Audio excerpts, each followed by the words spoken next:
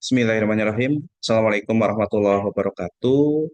Selamat siang rekan-rekan mahasiswa program studi Teknik Informatika ya, yang di mana teman-teman ini sudah semester 6 dan selamat datang di mata kuliah Sistem Pendukung Keputusan pertemuan yang kelima. Karena kebetulan di pertemuan yang kelima ini bentrok ya dengan jadwal pelepasan KKM, maka rekan-rekan eh, diusulkan untuk online, di mana online ini kita buat menggunakan video pembelajaran agar lebih mudah teman-teman menyimaknya ya, untuk dari sisi efisiensi waktu gitu, dan teman-teman juga bisa menyimak dan mereview kembali materi-materi yang kami berikan khususnya di pertemuan ini untuk dapat digunakan sebagai bekal pada saat nanti quiz final ya di pertemuan yang ketujuh.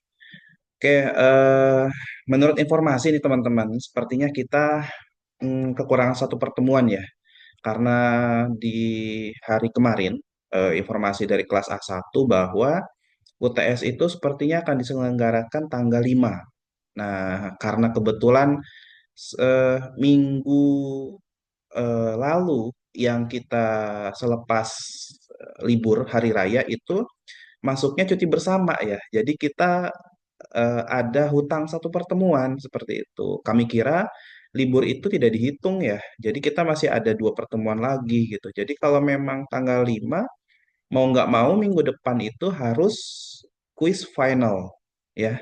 Makanya eh, mau nggak mau ini pertemuan kelima harus segera terrealisasi.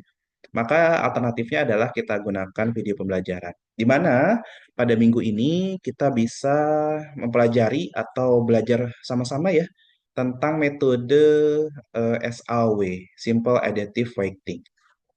Nah, mungkin akan langsung kami share screen saja ya untuk pertemuan yang kelima. Oke, mudah-mudahan bisa terlihat ya teman-teman ya di sini.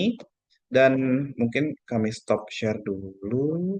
Kami share keseluruhan screen aja karena kami juga di sini ingin menunjukkan artikelnya ya. Artikel yang ada dan kami review. Nah, di sini mungkin teman-teman bisa lihat ya di hasil share screen, di mana di sini ada jurnal Cendekia eh, volume 19 ya tahun 2020, di mana objek penelitiannya adalah penilaian kinerja guru ya, dan metode yang digunakan adalah simple adaptive writing ya. Teman-teman bisa baca. Kemudian ini untuk jurnal yang sebelumnya ya, yang membahas tentang AHP. Jadi identitas jurnalnya valid volume 5 tahunnya 2021. Objek penelitiannya berbeda ya karena ini masuknya ke prioritas perbaikan jalan. Seperti itu. Nah, kurang lebih seperti ini ya artikel-artikel yang rekan-rekan bisa dijadikan contoh untuk direview pada tugas utama setelah UTS nanti. Nah, kurang lebih isinya seperti ini ya teman-teman ya. Nanti kita pelajari dan kita bahas sama-sama di PowerPoint-nya. Nah, oke. Kita masuk di PowerPoint, teman-teman. eh Sudah dijelaskan ya di sini. Ini masih terlihat di bawahnya ya. Oke, mungkin di stop share dulu. Kita pilih yang PowerPoint saja. Oke, review pertemuan sebelumnya eh adanya ini ya, apa mengenai metode AHP. Mungkin teman-teman masih ingat ya metode AHP itu analytical hierarchy proses, kemudian kasusnya tentang prioritas perbaikan jalan, kriteria-kriterianya itu ada 5 kalau tidak salah, ada panjang jalan, lebar jalan, kondisi jalan, tipe permukaan, sama lalu lintas hariannya ya, transportasi yang lalu lintasnya lewat jalan tersebut. Dan AHP sendiri tahapannya kalau dari sisi rujukan jurnal yang kami ambil itu ada 4 ya, ada dekomposisi, ada pembuatan struktur hierarkinya, kemudian dijelaskan juga berkaitan dengan matriks berpasangannya, kemudian setelah itu sintesis of priority untuk mendapatkan prioritas, baru nanti kita nilai konsistensi logical konsistensinya seperti itu ya. Masih ingat ya, mudah-mudahan teman-teman bisa di-review kembali metode AHP-nya. Nah, studi kasus di hari ini memang membahas tentang simple additive weighting. Kemudian tadi sudah dibahas sedikit ya, sudah di-review sedikit gambaran jurnalnya seperti apa, artikelnya seperti apa, teman-teman bisa lihat di sini. Selanjutnya di latar belakang masih sama, jadi teman-teman masih bisa menjadikan rujukan ya bahwa latar belakang ini teman-teman bisa ambil dari sisi urgensinya apa, kemudian landasan masalahnya apa, mengapa perlu dikerjakan seperti itu ya, dan seterusnya. Di sini kita bisa lihat di poin A, belum optimalnya fungsi manajemen penilaian kinerja guru. Jadi dari pihak sekolah itu merasa bahwa penilaian kinerja guru itu masih bisa ditingkatkan lagi seperti itu. Kemudian perlu implementasi real pada penilaian kinerja guru gitu ya. Karena ini sebenarnya bisa dijadikan rujukan untuk seperti kepala sekolah, wakil kepala sekolah, atau guru senior gitu ya yang kompeten gitu. Jadi itu bisa diimplementasikan. Kemudian masih ada beberapa guru dengan tingkat kesadaran yang kurang gitu ya. Jadi maksudnya ketika ada guru yang kurang termotivasi seperti itu, maka penilaian kinerja guru ini dapat diimplementasikan agar menjadi motivasi bagi para guru dalam meningkatkan kesadaran dalam apa ya, pembelajaran gitu ya, dan proses pembelajaran dan seterusnya. Jadi ini perlu dilakukan. Maka dari penilaian kinerja guru ini dari tempat penelitiannya yaitu SMP Negeri 2 Sendang Agung gitu ya, eh, ingin memberikan penghargaan lah intinya ya kepada guru-guru yang sudah melakukan tugasnya dengan baik gitu ya. Jadi bisa termotivasi lagi. Kemudian membangun sebuah sistem pendukung keputusan untuk menilai kinerja guru dengan tepat dan akurat. Jadi tidak ada faktor lain, artinya tidak ada pertimbangan lain yang masuk ke dalam penilaiannya. Dan tidak adanya subjektivitas gitu ya. Kalau misalkan yang nilainya secara langsung kepala sekolah, khawatir ada hubungan kekerabatan gitu ya terhadap guru-guru lain gitu, atau perasaan tidak enak dan seterusnya, maka di sini sistem yang menilai. Dan di poin C untuk mendorong peningkatan profesionalitas ya tadi ya, mungkin kesadaran guru tadi ya masih kurang termotivasi lah kalau nggak ada penilaian. Maka kalau ada penilaian, kemudian guru-guru yang berprestasi, kemudian guru-guru yang punya nilai tinggi, itu bisa diberikan reward sehingga bisa menjadi motivasi bagi guru-guru yang lain. Nah, metode pengumpulan data ini sudah dibahas ya di metode AHP minggu lalu, di mana di sini ada metode pengumpulan datanya yaitu observasi, wawancara, studi pustaka. Yang observasi ini lebih kepada pengamatan ya, pengamatan. Jadi datang misalnya ke tempat penelitiannya, mengamati, mencatat gitu ya, tanpa adanya interaksi dengan narasumber. Kalau adanya interaksi, baru wawancara seperti itu. Dan kalau misalkan studi pustaka ya teman-teman itu mencari, mempelajari, merangkum gitu ya literatur-literatur atau penelitian-penelitian sebelumnya yang berkaitan tentang SAW-nya, yang berkaitan tentang penilaian kinerja gurunya dan seterusnya. Nah, di sini metode yang digunakan adalah SAW, di mana kami kutip dari penelitian mereka ya, bahwa SAW merupakan metode MADM, Multi Attribute Decision Making, nggak ada, harusnya nggak berbasis fuzzy ya, mohon maaf ini mungkin bisa dihilangkan. Dan kami memang mendapatkan ini dari artikelnya seperti itu, yang paling sederhana dan paling banyak serta paling mudah untuk diaplikasikan. Ini bisa menjadi salah satu keunggulan ya, karena sederhana, paling mudah diterapkan, paling mudah untuk diaplikasikan, sehingga berpengaruh kepada spesifikasi kinerja komputer dan seterusnya gitu ya. Ini menjadi suatu unggulan yang bisa diangkat atau dipilih sehingga teman-teman bisa melakukan pilihan SAW ini menjadi suatu metode yang memang layak gitu ya untuk dipilih. Kemudian yang di bawahnya metode SAW ini dipilih karena metode ini menentukan nilai bobot untuk setiap atribut. Kemudian dilanjutkan dengan proses perankingan yang akan menyeleksi. Sebenarnya yang poin B itu definisi ya, gitu. Poin A itu merupakan alasan kenapa SAW dipilih.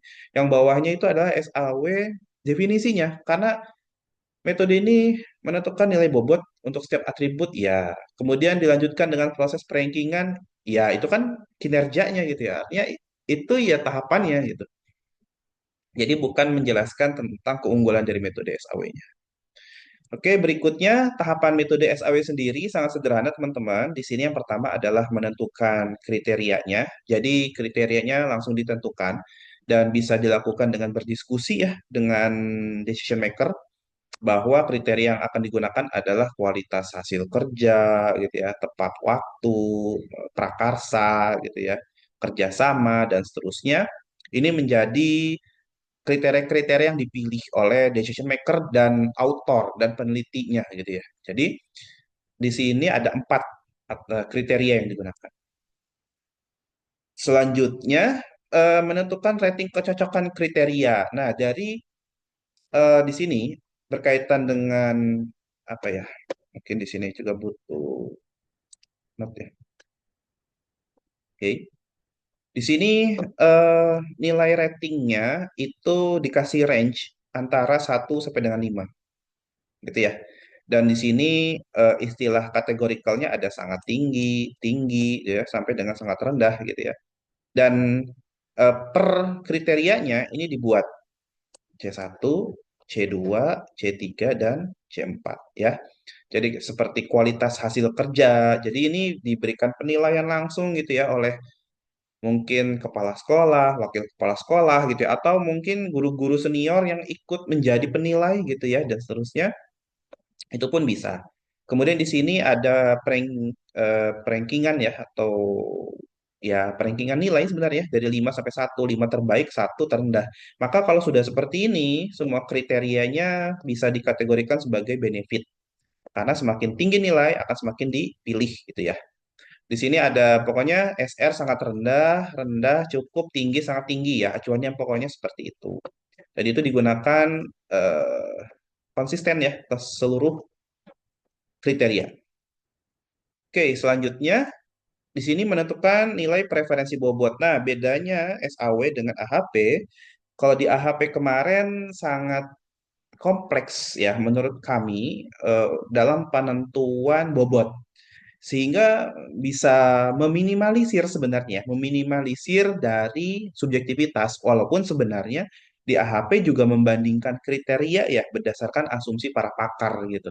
Bukan asumsi juga, tapi pengetahuan ya, pengetahuan dari pakar. Jadi ya tetap tetap ada subjektivitas, tapi diminimalisir setidaknya karena tidak menjudge bobot secara langsung seperti itu. Di sini kan kalau SAW langsung diberikan penilaian ya, contohnya kayak kualitas hasil kerja, bobotnya berapa sih? Oh, 4. Kemudian tepat waktu, berapa bobotnya? Oh, 3. Dan seterusnya gitu ya, langsung diberikan bobot gitu. Dan eh, bobot ini, kalau kita mereview di pertemuan awal atau pertemuan yang kedua ya, saya lupa. Itu ada 3 jenis bobot ya, ini sekaligus mereview. Jenis bobot yang biasanya, maksudnya jenis itu visualisasinya gitu ya. Ada yang aktual, ada yang fuzzy, ya, ada yang presentase ya, seperti itu. Dan ini termasuknya aktual. Jadi memberikan penilaian ya range-nya 1 sampai dengan 5 kayak gitu ya. Range-nya 1 sampai dengan 10, range-nya 1 sampai 20 ya terserah itu aktual. Tapi kalau fuzzy biasanya range-nya antara 0 sampai dengan 1, kalau persentase 0 sampai dengan 100 gitu ya. Dan biasanya ada simbol persentasenya juga. Oke, di sini kita menggunakan nilai aktual. Selanjutnya, menentukan nilai data alternatif, maka kita bisa memberikan penilaian kepada tiap alternatifnya. Di sini alternatifnya guru-guru ya, yang dinilai gitu kinerjanya. Misalkan di sini ada 4 yang dijadikan sampel, ada alternatif 1 atau guru 1, guru 2, guru 3, dan guru 4. Kemudian sudah diberikan penilaian ya di situ, sudah diberikan penilaian bahwa untuk alternatif 1, untuk kriteria 1, misalnya dari sisi kerjasama, disiplin, prakarsa gitu ya, tepat waktu dan seterusnya dia dikasih nilainya tinggi. Kalau C2-nya sangat tinggi, tinggi ini cukup gitu ya, cukup, sangat tinggi dan seterusnya. Nah, nilai-nilai kategorikal ini kemudian di rating kecocokan di tahap yang kedua ya, di rating kecocokan kriteria ini disesuaikan maka menghasilkan nilai numerik seperti ini. Ya, contohnya kayak A1, C1-nya 4, maka kita lihat di sini ada nilai ini ya, tinggi. Maka tinggi kita bisa lihat di sini, di sini ya. Nah, tinggi, kalau tinggi itu kualitas hasil kerjanya dapat nilai 4. Ya, jadi sudah sesuai ya, yang ini. Gitu. Jadi disesuaikan dengan rating kecocokan kriteria. Seperti itu. Maka didapatlah tabel yang ini ya dikonversi yang tadinya kategorikal berubah jadi numerikal, jadi angka-angka. Nah, angka-angka tersebut selanjutnya dinormalisasi ya. Maksudnya dijadikan matriks dulu baru dinormalisasi. Kalau dibuat matriks ya tinggal diubah saja ya. Eh, Visualisasinya menjadi seperti ini ya, jadi matriks. Kalau ini kan tabel ya, diubah ke dalam bentuk matriks. Selanjutnya baru dinormalisasikan karena di sini tadi ya sudah disampaikan bahwa penilaiannya dari 1 sampai dengan 5, maka nilai yang paling bagus atau yang dicari adalah yang paling tinggi. Maka ketika nilai yang paling tinggi, yang paling bagus, maka benefit ya jenisnya. Maka bukan cost. Dan rumus yang digunakan seperti ini. Ini bisa mengingat materi berkaitan dengan normalisasi kriteria itu ada normalisasi yang sifatnya total gitu ya. Ada normalisasi yang sifatnya nilai tertinggi, nilai terendah. Kalau normalisasi menggunakan total, maka normalisasi tersebut dilakukan setelah penjumlahan. Mungkin teman-teman bisa ngecek lagi materinya di AHP. AHP itu menggunakan normalisasi total. Dijumlahkan dulu, baru tiap nilai dibagi dengan jumlahnya. Kalau ini menggunakan nilai tertinggi dan nilai terendah. Maka ini normalisasinya beda.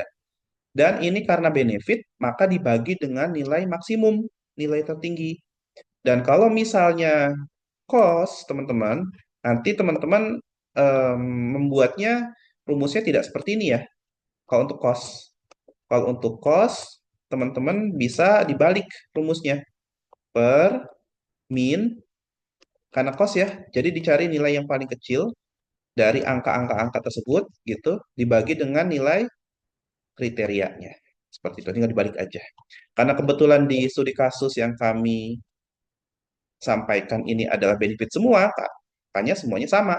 Jadi cara normalisasinya ya 4 ini ya dimasukin ke sini.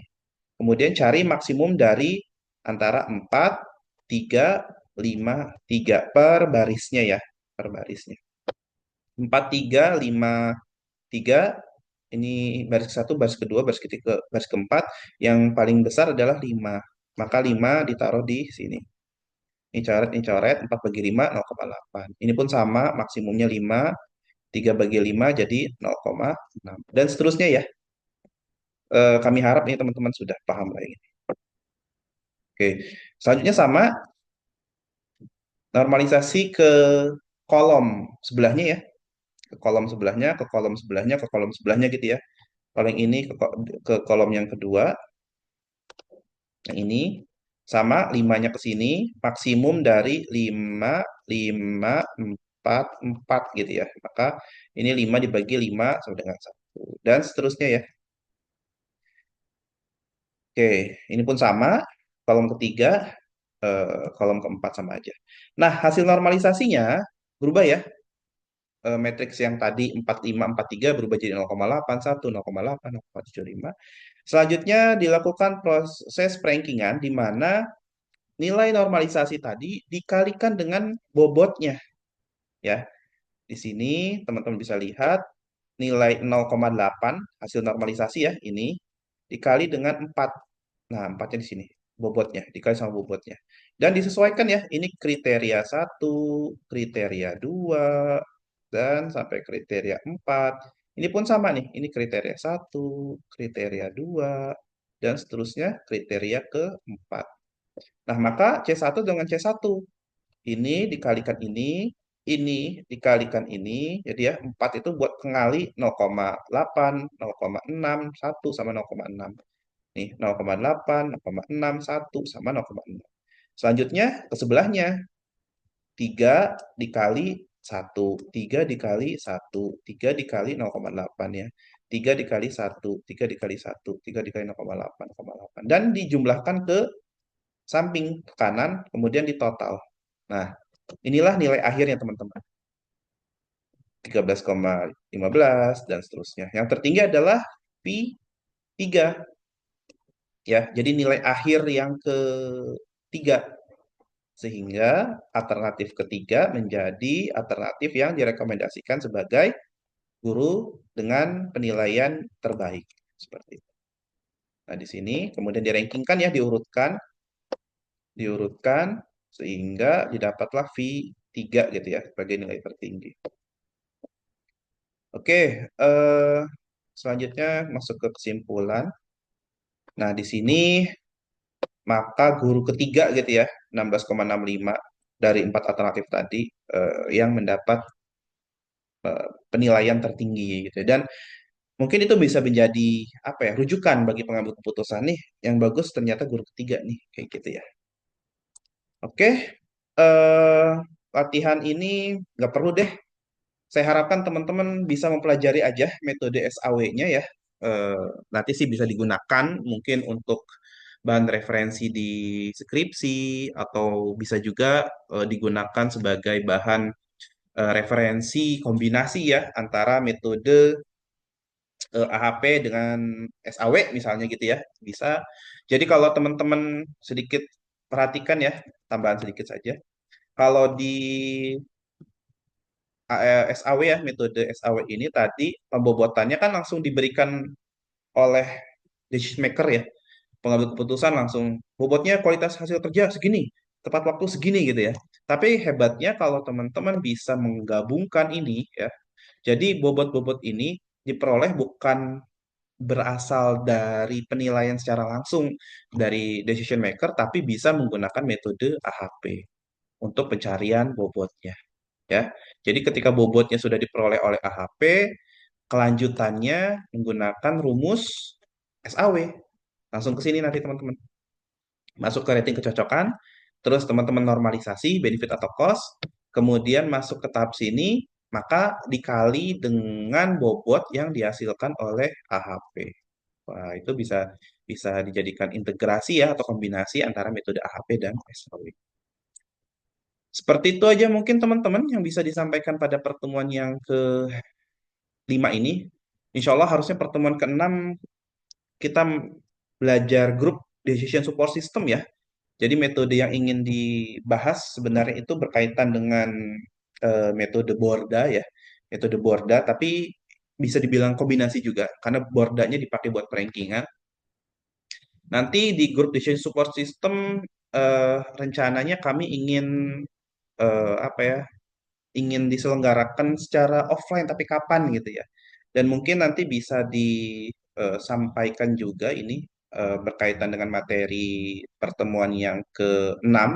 Nanti kami akan diskusi dulu ya sama ketua kelas. Nanti mudah-mudahan ada kesepakatan. Kalau tidak salah minggu depan sih sepertinya bisa masuk ke final quiz SPK seperti itu. Itu saja yang bisa kami sampaikan. Kurang lebihnya kami mohon maaf ya apabila ada kurang dan salahnya. Bila taufik wal hidayah. Wassalamualaikum warahmatullahi wabarakatuh.